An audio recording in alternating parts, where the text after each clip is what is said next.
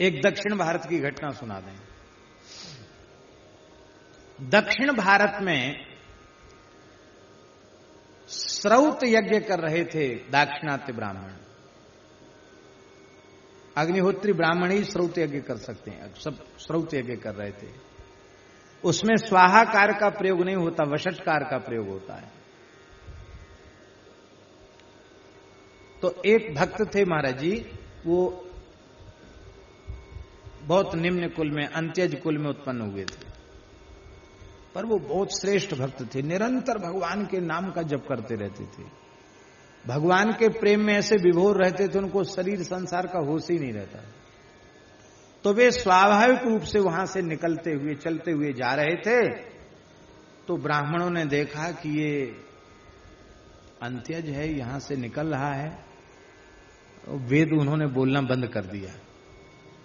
उन्होंने कोई गलती नहीं की थी, उन्होंने तो शास्त्र की विधि का ही पालन किया। बंद कर दिया वेद पाठ, वेद बोलना बंद कर, वेद का उच्चारण बंद कर दिया। और भक्त तो आगे बढ़ गए, पर भक्तापराध कितना भयंकर होता है। उन सभी ब्राह्मणों को वेद विस्मृत हो गया, भूल गया वेद। अब वो संध्योपासन के मंत्र भी एक दूसरे से पूछें तो सबको गायब। सब जैसे फ्यूज उड़ जाता ना बल्ब का, तो लाइट बुझ जाती, फ्यूज उड़ गया, ऐसी सबके दिमाग का फ्यूज उड़ गया। 24 अक्षर की गायत्री भी कंठस्थ नहीं रहेगी, सब एकदम जड़ हो गए। अब विचार करने लगे आखिर हुआ क्या। हम लोग अपनी अपनी शाखाओं के वेद वेदांग के सहित हमें कंठस्थ हैं, बड़े बड़े विद्वान, ये सब हुआ क्या। विचार करने लगे कि आखिर ऐसा क्या अपराध बना, एक साथ सबकी बुद्धि विद्या कहां चली गई। अब हमें तो संध्या तक के मंत्र भूल गए, हमारे तो धर्म कर्म सबका लोप हो गया, यज्ञ भी पूरा नहीं होगा, अब क्या होगा।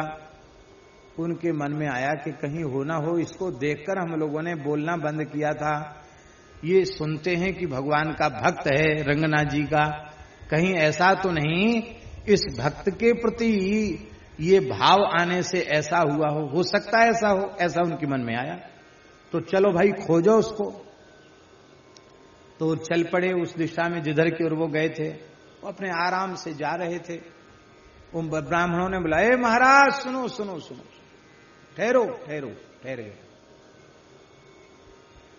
ब्राह्मणों ने कहा, महाराज हमारा वेद भूल गया है, हमारे धर्म कर्म का लोप हो रहा है, आप हमारे धर्म कर्म को बचाओ।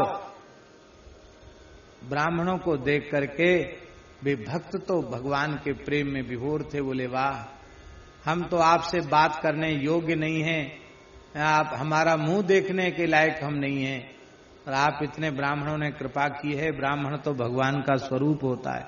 साष्टांग लौट के धरती पर उन्होंने प्रणाम किया। बोले महाराज क्या बात है, आप सब क्यों कष्ट किए हो।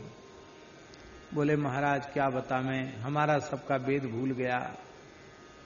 तो हमने तो देखा तक नहीं कि यहां कुछ हो रहा है, कोई बैठा है, हम तो अपने मस्ती में चले गए, हमने नहीं देखा आप लोगों की ओर। पर यदि आप लोगों के मन में ऐसा आता है कि हमारे प्रति हीन बुद्धि करने से आपको वेद भूल गया है, तो हम भगवान से प्रार्थना करते हैं आप सबको वेद की पुनः स्मृति हो आवे। नहीं भाई फिर भी। तब उन्होंने कहा कि भगवान के नाम की ऐसी महिमा है कि संपूर्ण वेद मेरे भीतर प्रकाशित हो रहे हैं, लेकिन शास्त्र की मर्यादा के कारण हम आपको उपदेश नहीं कर सकते, पर संकेत जरूर करेंगे। तो वो जो मंत्र आगे था ना, उस मंत्र के आरंभ में ब्रीही शब्द था। क्या शब्द था? ब्रीही। और ब्रीही माने होता है धान्य। तो धान के खेत की मेड़ पर वो खड़े थे, उन्होंने एक मुट्ठी ब्रीही उखाड़कर जैसी ब्राह्मणों को दिखाई, ब्राह्मणों को विस्मृत वेद की पुनः स्मृति हो आई, और वे वेद पाठ करते करते अपनी यज्ञशाला में लौट आए। ये है नाम की महिमा।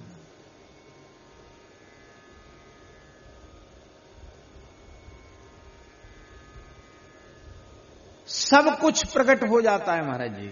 हैं? अकुलीन का कुल राम नाम है। देवहूति माता क्या कह रही है?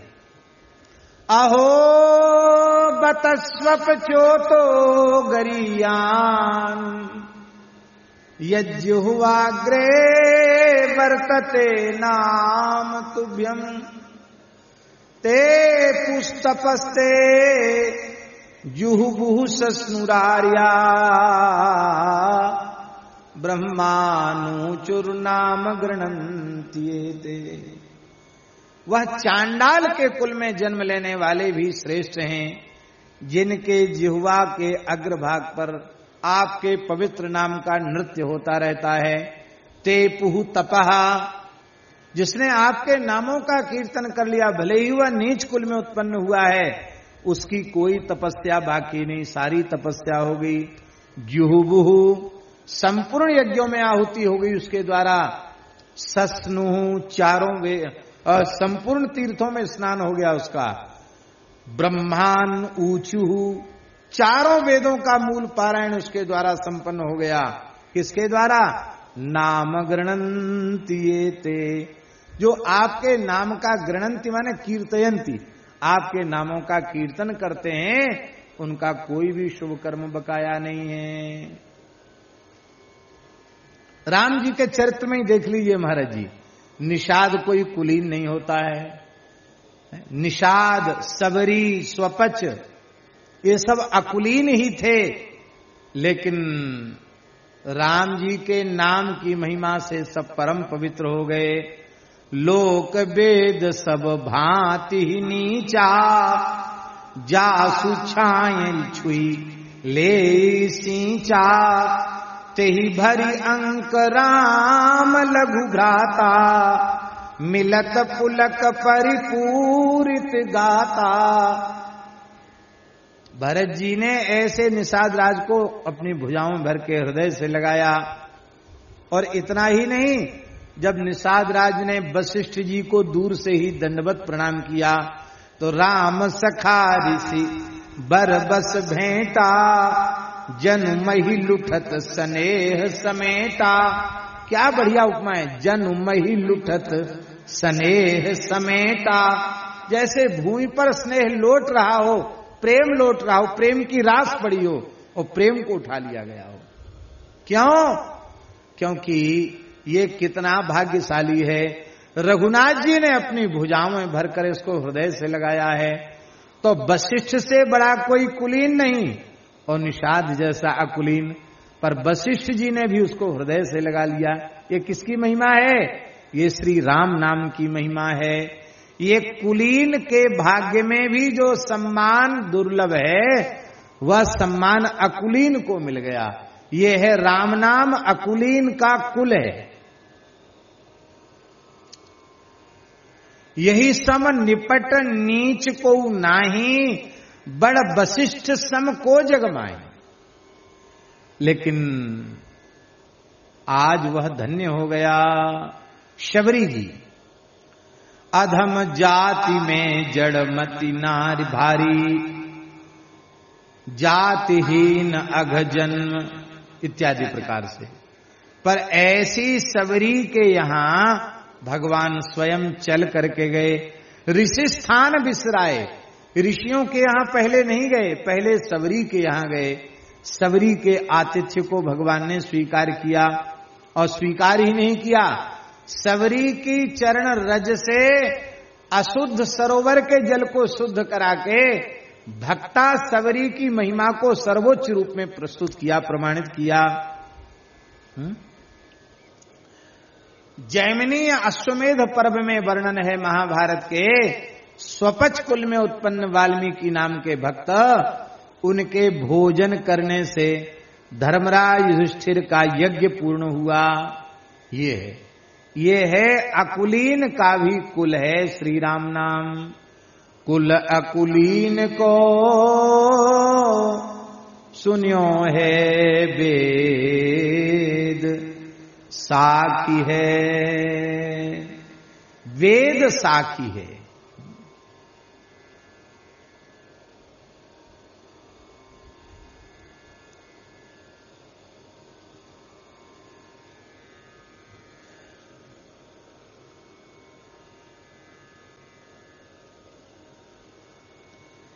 एक डोम आया, डोम दर्शन करते हुए आया, अयोध्या से आया था। उसको पता चला कि हमारे राम जी का चरित्र लिखने वाले बाबा जी बनारस में ही रहते हैं। तो 80 घाट पर तुलसीदास जी महाराज बैठ के माला फेर रहे थे। वो डोम अयोध्या जी का था। उसने दूर से पृथ्वी पर लौटकर साष्टांग प्रणाम किया और बड़ी दीनता से हाथ जोड़कर कहा, राम राम बाबा, राम राम। तुलसीदास जी आप ही हैं? बोले हाँ। भैया कहां से आए हो? कहा राम राम बाबा, मैं अयोध्या का डोम हूं। इतना सुनते ही तुलसीदास जी भाव विह्वल हो गए, दौड़े और भूमि पर साष्टांग पड़े हुए इस डोम को उठाकर छाती से लगा लिया। भैया तुम अयोध्या से आए हो, साक्षात राम जी। अरे राम राम, आप पवित्र सरयू पारीण विप्रकुल में जन्म लेकर इस डोम को आपने छाती से लगा लिया। कहा भैया, एक तो श्री अयोध्या से आया है, फिर मेरे आराध्य का नाम ले रहा है, राम नाम लेने के बाद भी वह अपवित्र रह गया।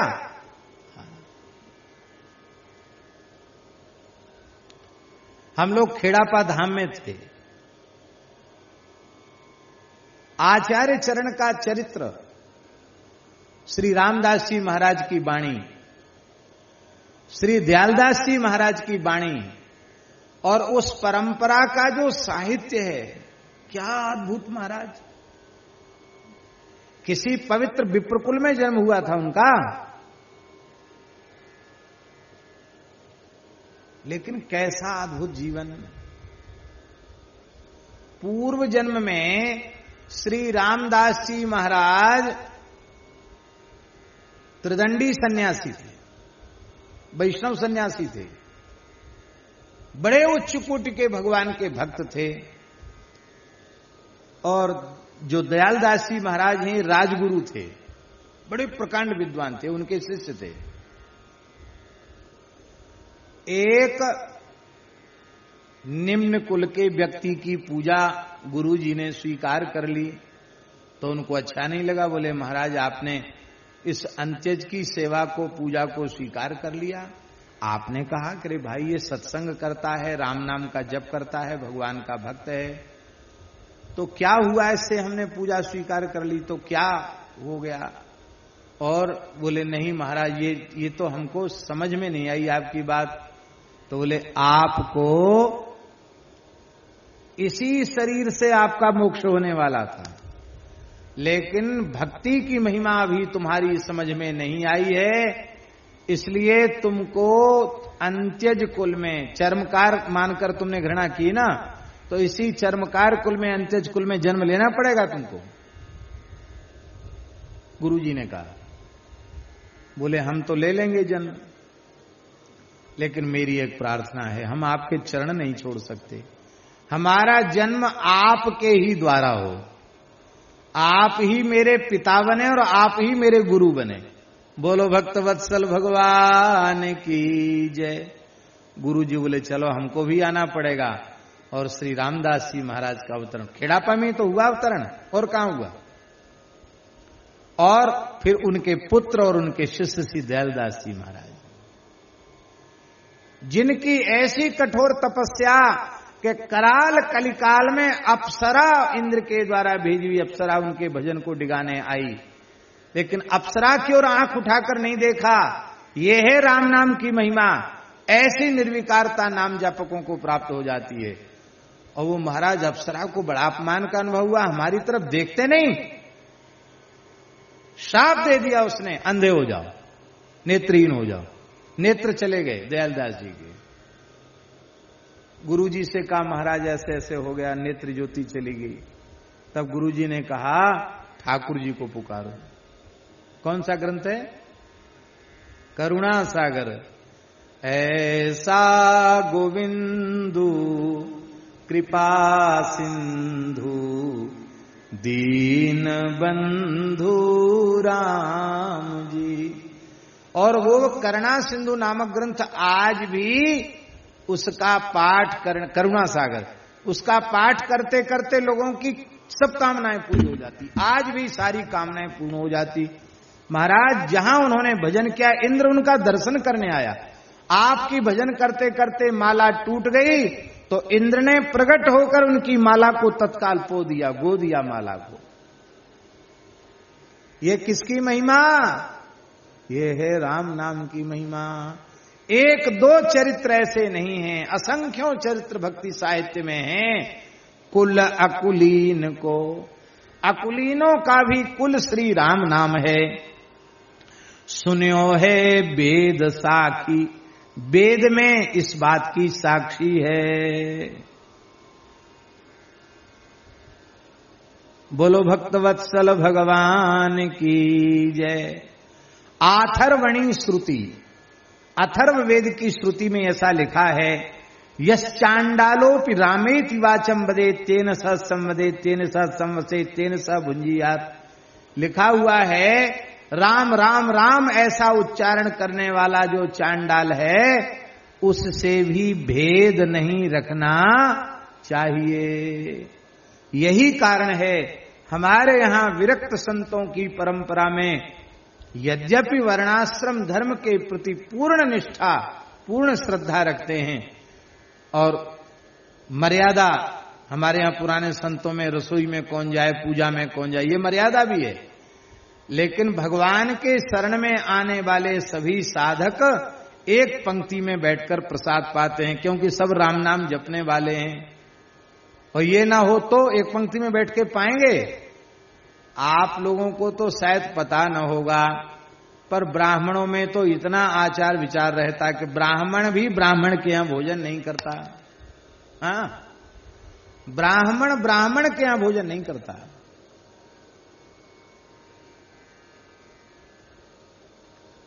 हमारे महाराज जी, भक्तमाली जी महाराज सुनाते थे कि कान्य कुब्जों की बारात जाती थी तो उसमें पंगत नहीं कराई जाती थी। क्यों? पंगत वो किसी का छुआ खाते ही नहीं। तब क्या होता था? बोले किसी सरोवर पर, किसी नदी के किनारे बारात रुकती थी और वहीं बैलगाड़ी में सामान पहुंचता था तो सबको तौल तौल करके सीधा दिया जाता था। इतना गुड़, इतना चीनी, ये सब सामान, सबके अलग अलग चूल्हे बन जाते, अपना अपना चौका लगाओ, चूल्हा करो। तब कहावत थी 9 कनवजिया 13 चूल्हे। क्या? 9 कनवजिया 13 चूल्हे। जो लड़के बारात लेके वो नहीं खाते थे। क्यों? अभी पाणी ग्रहण हुआ नहीं, रिश्तेदारी तो पूरी तब हुई जब पाणी ग्रहण हो जाएगा। फिर पाणी ग्रहण के बाद वे ही खाते थे जिनकी रोटी बेटी का संबंध है। सब नहीं खाते थे, उसमें भी उनको सीधा ही मिलता था, वो अपना ही बनाते खाते थे।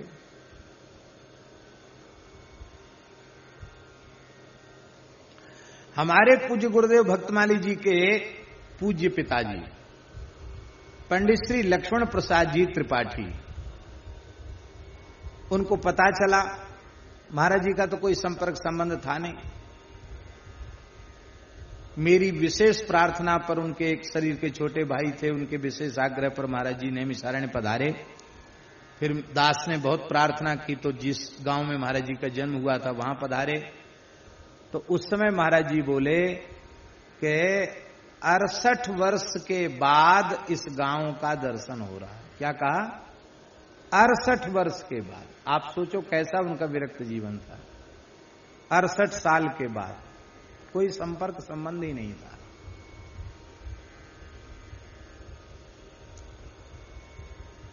तो पता चला तो वह हनुमानगढ़ी, बाद में उनको पता चला कि कहां रहते हैं, तो गोवर्धन लक्ष्मण मंदिर पहुंचे।